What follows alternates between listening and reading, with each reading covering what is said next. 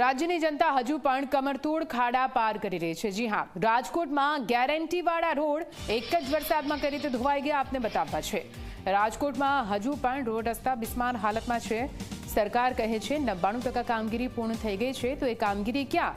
રાજકોટમાં વાસ્તવિકતા કંઈક અલગ જ સામે આવી રહી છે। આ વાસ્તવિકતા તમે ટીવી સ્ક્રીન પર જોઈ રહ્યા છો। કોન્ટ્રાક્ટ એજન્સીઓને નોટિસ ફટકારી છે। ગેરંટીવાળા રોડની તો હાલત કઈ રીતે ખરાબ છે એ પણ આપ જુઓ। રાજકોટમાં ખાડા રાજને લઈને ઝી 24 કલાકે રિયાલિટી ચેક કર્યું। 8 મનપામાં 99% કામગીરી યુદ્ધના ધોરણે પૂરી કરી હોવાના દાવા કરવામાં આવ્યા હતા। જો કે ઝી 24 કલાકના રિયાલિટી ચેકમાં આ દાવાઓ કઈ રીતે પોકળ સાબિત થઈ રહ્યા છે, આ દ્રશ્યોમાં આપ જુઓ। રોડની બિસ્માર હાલતથી સ્થાનિકો ભારે હાલાકી ભોગવવા માટે મજબૂર બન્યા। નાણાવટીથી રામાપીર ચોક સુધીનો રસ્તો એક જ વરસાદમાં ધોવાઈ ગયો છે।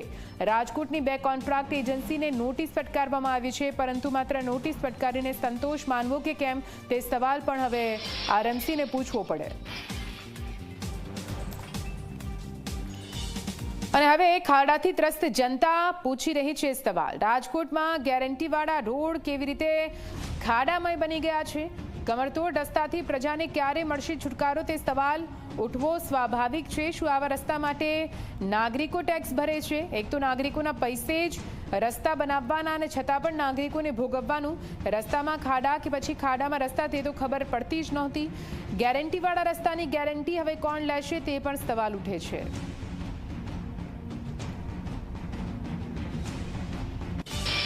ચોમાસા બાદ રાજકોટ નહીં પરંતુ સમગ્ર રાજ્યની અંદર ખાડા રાજ છે તે જોવા મળી રહ્યો છે। તમામ જે રોડ રસ્તાઓ છે તેની અંદર બિસ્માર ખાડાઓ છે તે પડી ચૂક્યા છે અને તેને કારણે સરકાર પણ હવે હરકતની અંદર આવી છે। સરકારે જે રીતના ખાસ કરીને જે કોન્ટ્રાક્ટરો અને ખાસ કરીને 8 જેટલી જે મહાનગરપાલિકાઓ છે તેમને તાત્કાલિક અસરથી રોડ રસ્તાઓ રિપેર કરવાના દાવાઓ કર્યા હતા, પરંતુ ક્યાંક 99% જેટલા રસ્તાઓ રિપેર અને નવા છે તે કરી દેવામાં આવ્યા હોવાના દાવા રાજકોટ મહાનગરપાલિકા સહિતની 8 જેટલી જે મહાનગરપાલિકા છે તેમના દ્વારા કરવામાં આવ્યા, પરંતુ ક્યાંક રસ્તાઓની હજુ પણ બિસ્માર હાલત છે તે અત્યારે જોવા મળી રહી છે।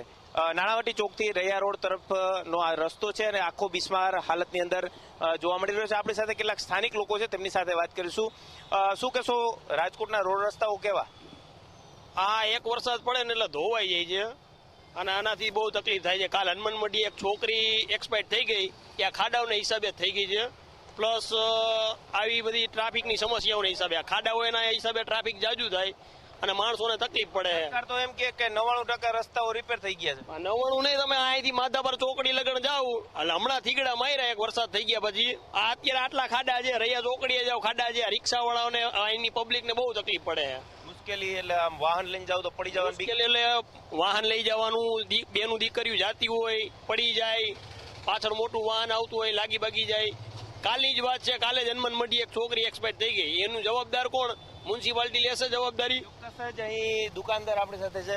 અહીંયા કેટલા લોકોના એક્સિડન્ટ દરરોજ ખાડાને લીધે થતા છે? ખાડાને લીધે 3-4 તો કાંઈ મૂળ છે, પડે જ છે, કારણ કે ધ્યાન રહે ને એટલે ખાડામાં આવે એટલે પડે। કેવા ખાડા છે અહીંયા? ખાડા એટલે હારી પડે, એમ માનો કે સાટા આવ્યો ખાબોચિયા પડ્યા એટલે વાહન વાળાને ખબર પડે નહીં એટલે એ પડવાના જ છે। આ રિપેર કરવા આવ્યું હતું કોઈ? કાંઈ કોઈ નથી દેખાતું, પેલી ટાઈસું નાખી જાય છે। ચોક્કસ જ સ્થાનિક લોકો સ્પષ્ટ કહી રહ્યા છે કે અહીં રિપેર કરવા પણ કોઈ આવતું નથી। કેવા ભાઈ રસ્તાઓ રાજકોટમાં? તમે રિક્ષા લઈને જાઓ છો? સાહેબ, બધા રસ્તા બહુ ખરાબ છે, ક્યાંય જવાય એવું નથી।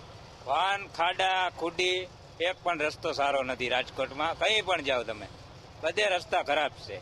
આ કોન્ટ્રાક્ટરો નોટિસો આપે છે? નોટિસો આપે છતાં કોઈ કામ નથી કરતા, બરોબર, અને પ્રજા હેરાન થાય છે। ચોક્કસ જ લોકો સ્પષ્ટ રીતે કહી રહ્યા છે કે કોન્ટ્રાક્ટરોને નોટિસો આપવામાં આવે છે, પરંતુ ક્યાંક કોન્ટ્રાક્ટરો છે કે તેમના દ્વારા કામ છે તે કરવામાં નથી આવતું। સાથે જ અલગ અલગ જે રસ્તાઓ છે તેમની બિસ્માર હાલત છે તે અત્યારે જોવા મળી રહી છે। આખો જે રોડ છે તેના પર પણ ખાડાઓ છે તે પડેલા છે। શું કહેશો, કેવા રોડ છે? રોડ તો એટલા બધા સારા છે કે હોસ્પિટલ 108માં જતા હોય તો હોવા રસ્તામાં થઈ જાય। કેવી મુશ્કેલી પડે અત્યારે? મુશ્કેલી એટલે અહીંયા દીમાં 50 વખત માણસો ભટકાય છે અને કંઈક ને ગાડીઓના પંચર ને હેરાન થતા હોય।